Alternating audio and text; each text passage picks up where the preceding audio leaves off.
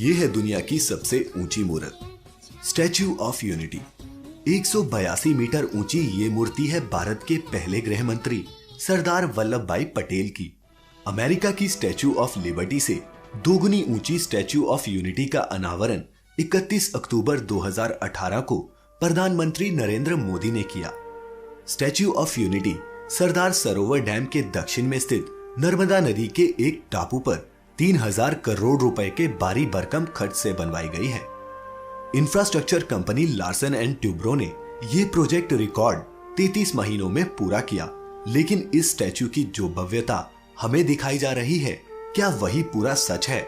शायद नहीं। 3000 करोड़ की इतनी बड़ी रकम जो इस मूर्ति को बनाने में खर्च की गई, अगर जरूरतमंदों की मदद में दी जाती तो कई जिंदगियां बदल सकती थी। क्या खुद सरदार पटेल ऐसी मूर्ति बनाने की इजाजत देते? शायद नहीं। आज की इस वीडियो में हम आपको बताएंगे कि दुनिया की सबसे ऊंची प्रतिमा स्टैच्यू ऑफ यूनिटी का काला सच क्या है। किसी भी राय को बनाने से पहले इस वीडियो को अंत तक जरूर देखें। द मिस्टिका लैंड पर आप सभी का एक बार फिर से स्वागत है।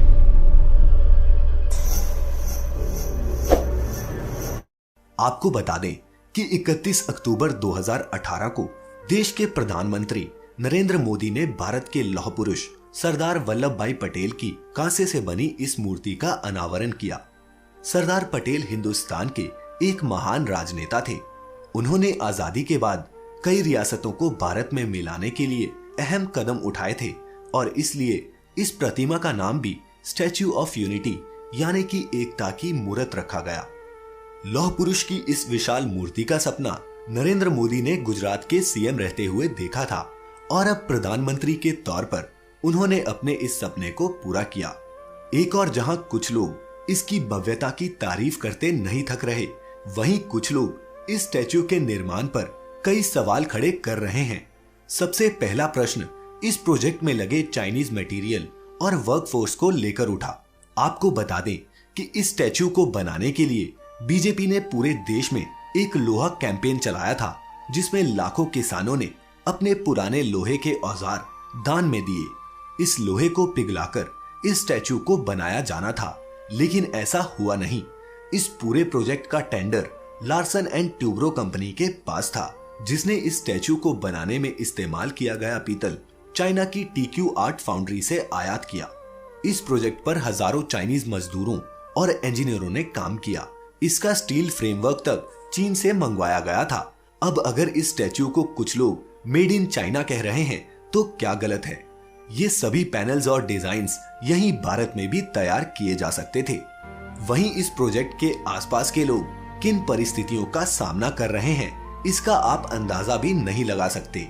सबसे ज्यादा नुकसान उन किसानों का हुआ है जो नर्मदा नदी के किनारे तो रह रहे हैं, लेकिन अपने खेतों में पानी के लिए तरस रहे हैं। सरदार सरोवर के 9 किलोमीटर के दायरे में आमदला, बाद्रवा और संद्रोली जैसे गांव हैं। इनमें जो नहरें बनी हैं वो बेहद कमजोर हैं। नर्मदा का पानी गुजरात के दूर दराज इलाकों में तो पहुंच रहा है, लेकिन यहाँ नहीं पहुंचता। इस मूर्ति के आसपास 20 गांव ऐसे हैं, यहाँ लोगों को पानी जैसी बुनियादी जरूरत के लिए भी मशक्कत करनी पड़ती है। इस प्रोजेक्ट से 72 गाँव के लगभग 75,000 लोग प्रभावित हुए हैं। इस प्रोजेक्ट में जिन किसानों की जमीनें ली गई, उन्हें अभी तक उसका मुआवजा भी नहीं दिया गया है। एक रिपोर्ट के मुताबिक नर्मदा डिस्ट्रिक्ट में आदिवासियों की उच्च शिक्षा का स्तर गुजरात में सबसे कम है। यहाँ सिर्फ 5% युवा ही उच्च शिक्षा प्राप्त कर पाते हैं। 6 लाख की आबादी वाले इस डिस्ट्रिक्ट में एक भी ऐसा अस्पताल नहीं है यहाँ आईसीयू जैसी जरूरी सुविधा हो। यहाँ की 85% महिलाएं कुपोषण की शिकार हैं। यहाँ के आदिवासी इतने गरीब हैं कि उनके पास शरीर ढकने के लिए कपड़ा और रहने के लिए पक्का घर तक नहीं है। इसी प्रोजेक्ट के हिस्से में बने बांध से तड़वी जनजाति के कई गांव जलमग्न होने की कगार पर हैं। इतना ही नहीं, जम्बूगोड़ा के नारूकोट के 8 गांव वहां रिजॉर्ट बनाने के लिए खाली करवा दिए गए। रिहेबिलिटेशन पैकेज के मुताबिक जमीन या पैसे भी हिसाब से नहीं दिए गए। स्थानीय निवासियों ने कई बार प्रदर्शन कर अपना रोष भी व्यक्त किया, लेकिन सुनने वालों की बहुत कमी है। विस्थापितों की रोजी रोटी छिन गई, घर खेत सब चला गया। सरकारी मुआवजे से जिंदगी कट जाएगी, ऐसा लगता नहीं। अब आप ही बताएं, जिस देश में आज भी गरीब भूख से मर रहा हो, किसान चंद हजारों के कर्जे तले दबकर आत्महत्या करने को मजबूर हो, उस देश में 3000 करोड़ रुपए की पब्लिक मनी एक मूर्ति पर खर्च कर देना कहां की समझदारी है।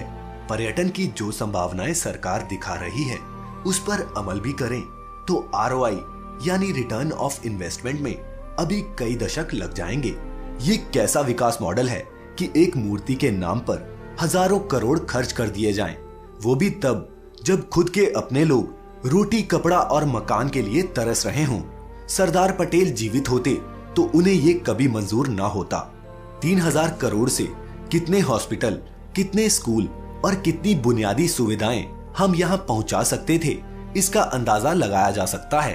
तय करना उस करदाता का काम है जो सरकारों के द्वारा अपने दिए कर का सही इस्तेमाल सुनिश्चित करने में रुचि नहीं लेता। उम्मीद है चश्मे से कुछ धूल तो जरूर हटी होगी। अपनी राय हमें नीचे कमेंट बॉक्स में जरूर बताएं। अगर किसी विषय पर आप एक विश्लेषण चाहते हैं तो वो भी बता सकते हैं। सब्सक्राइब करें the mystic island YouTube channel ऐसी सभी इंटरेस्टिंग वीडियोस के लिए।